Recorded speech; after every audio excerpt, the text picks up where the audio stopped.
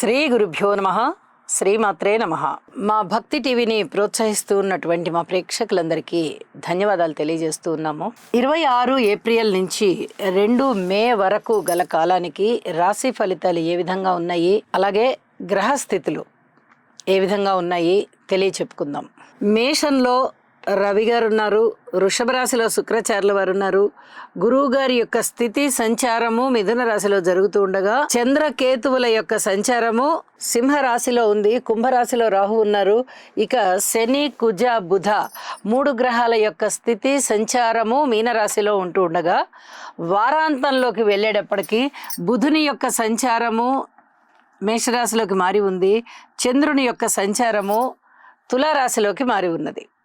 ఇక గ్రహ సమ్మేళనాల యొక్క విశేషాంశాలు ఏమిటి అంటే, మనము గత 2-3 వారాలుగా చెప్పుకుంటున్నాము, కుజ శనిల కలయిక అంత మంచిది కాదు, చాలా వరకు ఇబ్బంది పెట్టేటటువంటి పరిస్థితే.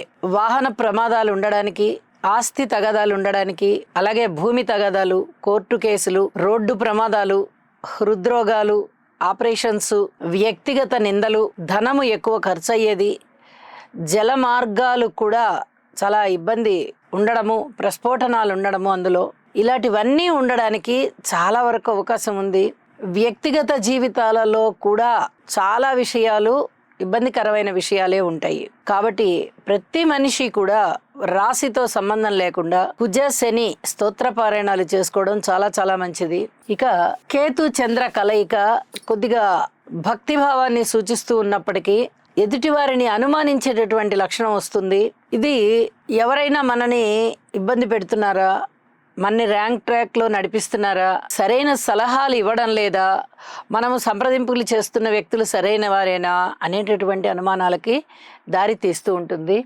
ఇక శని గారి యొక్క తృతీయ దృష్టి శుక్రాచార్యుల వారి మీద ఉండడంతో అనుకూలమైనటువంటి దాంపత్యము, స్నేహము ఉండడానికి తక్కువగా ఉంది. బంధువర్గంలో ఆత్మీయత అనురాగాలు కాస్త తగ్గుతాయి, స్నేహము కాస్త తగ్గుతుంది.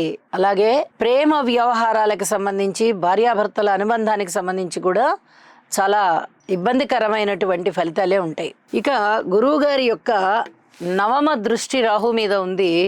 ఇది చాలా వరకు నాస్తిక భావాలని పెంపొందింపజేస్తూ ఉంటుంది.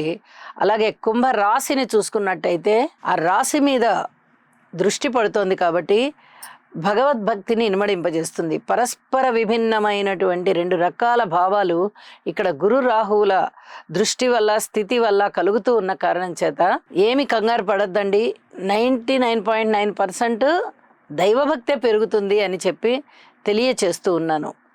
ఇక వారాంతంలోకి వెళ్ళేటప్పటికీ రవి బుధుల యొక్క కలయిక జరుగుతూ బుధాదిత్య యోగాన్ని ఇక్కడ మనకి తెలియచేస్తుంది. బుధాదిత్య యోగం అన్ని రాసుల వారికి ఏ రాశిలో ఉన్నా కూడా మంచిదే. రవి బుధులు భూమికి దగ్గరగా ఉండేటటువంటి గ్రహాలు కాబట్టి వారు తరచుగా కలుస్తూనే ఉంటారు. ఇది ఒక యోగం, బుధ ఆదిత్య యోగం. కాబట్టి దీని గురించిన వివరణ మనం చాలాసార్లు చెప్పుకున్నాము. అందరికీ కూడా కీర్తి ప్రతిష్టలు పెరగడానికి, ధన ఆదాయం పెరగడానికి, ఆరోగ్యం బాగుండడానికే అవకాశం ఉంది తప్ప ఇతరత్ర భయాలు పడవలసిన అవసరం ఏమీ లేదు అని చెప్పి తెలియచేస్తున్నాను. ఇక పరిహారాల విషయానికి వచ్చినట్టయితే ఈ శని కుజ స్తోత్ర పారాయణాలు తప్పనిసరిగా చేసుకోవాలి.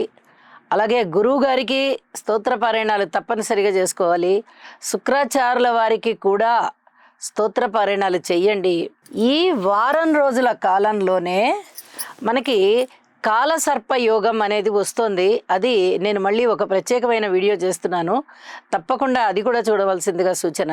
కాబట్టి నవగ్రహాలకి కూడా స్తోత్ర పారాయణాలు తప్పనిసరిగా చేసుకోవాలి అని చెప్పి సూచన చేస్తూ ఉన్నాను. ఇక రాసుల్లోకి వెళ్దాము.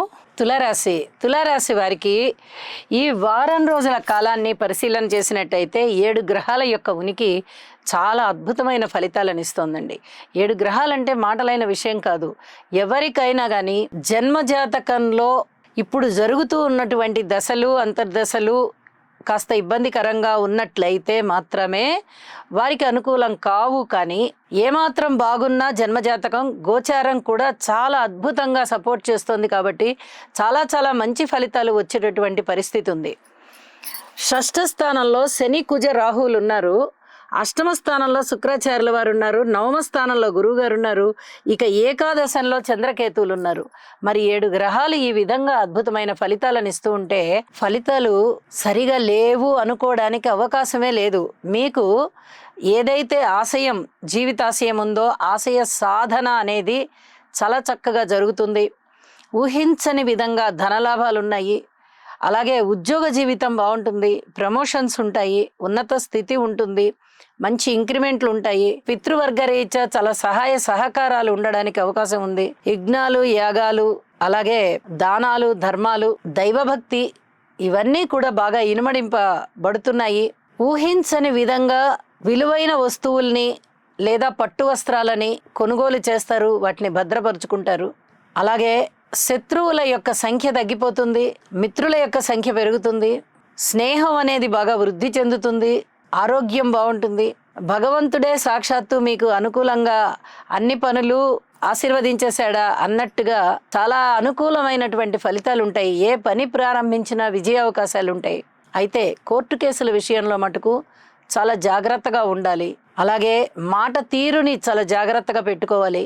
భార్యాభర్తల అన్యోన్యత విషయంలో కూడా కొంచెం ఓర్పు కలిగి ఉండాలి. బాగుండడం అయితే బాగుంది, కానీ బాగుంది కదా అని ఏదంటే అది మాట్లాడితే కొట్లాటలకి దారి తీయబడుతుంది. సంతాన రీత్యా ఓర్పు కలిగి ఉండండి, మాతృవర్గ రీత్యా కూడా ఓర్పు కలిగి ఉండండి. అన్నదమ్ముల సహాయ సహకారం అంతగా లేదు.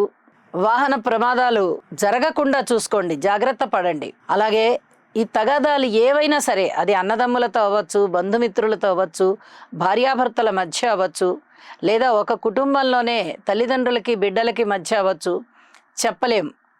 ఏ విధంగా అయినా సరే తగాదాలకి దూరంగా ఉండండి. ఇది చాలా చెప్పదగ్గ సూచన. విద్యార్థుల విషయంలో ఇంకా కొంచెం శ్రద్ధ తీసుకోవాల్సి ఉంటుంది. తప్పనిసరిగా శ్రద్ధ తీసుకోండి, అనుకూలమైన పరిస్థితులు ఉంటాయి. స్త్రీల విషయంలో ఈశ్వర అనుగ్రహం పొందడానికి ప్రయత్నం చేయండి, ఈశ్వరారాధన చేయండి, చాలా వరకు అనుకూలించే ఫలితాలు ఉన్నాయి. కార్మికులు, కర్షకులు, నేత పని వారు, చేతి వృత్తుల వారు ఇచ్చేది వారందరూ చాలా చాలా బాగున్నారు. కీర్తి ప్రతిష్టలు పెరుగుతున్నాయి, ధన ఆదాయం పెరుగుతోంది. చేసేటటువంటి వృత్తి, ఉద్యోగ, వ్యాపార వ్యవహారాలలో చాలా సంతృప్తికరమైన జీవితం ఉంటుంది. అలాగే వారాంతంలోకి వెళ్ళేటప్పటికి చంద్రుని యొక్క సంచారం రాశిలోకి వచ్చి మరింత అద్భుతంగా ఉంది. లలిత కళలలో మంచి ప్రావీణ్యత కనిపిస్తుంది. ప్రదర్శనలు బాగా ఎక్కువ అవుతాయి, మృష్టాన్న భోజనాలు ఉంటాయి, వినోద కాలక్షేపాలు ఉంటాయి. అలాగే సప్తమ స్థానంలో బుధగ్రహ సంచారము రవిగారితో కలిసి బుధాదిత్య యోగం వస్తుంది. పబ్లిక్ రిలేషన్స్ బాగా మంచిగా పేరొందడానికి అవకాశం ఉంది. ఇవన్నీ కూడా మీకు అనుకూలించేటటువంటి అంశాలే. వార ప్రారంభంలో అయినా వారాంతంలో అయినా అని చెప్పి తెలియజేస్తూ ఇష్టదేవత ఆరాధన చెయ్యండి. లలిత సహస్రనామ స్తోత్రాలని విడవకుండా పారాయణ చేయండి. మరింత అనుగ్రహం మీ మీద ఉంటుంది. తులారాశి వారికి అద్భుతమైన యోగాలు పండుతున్నాయి. శుభం.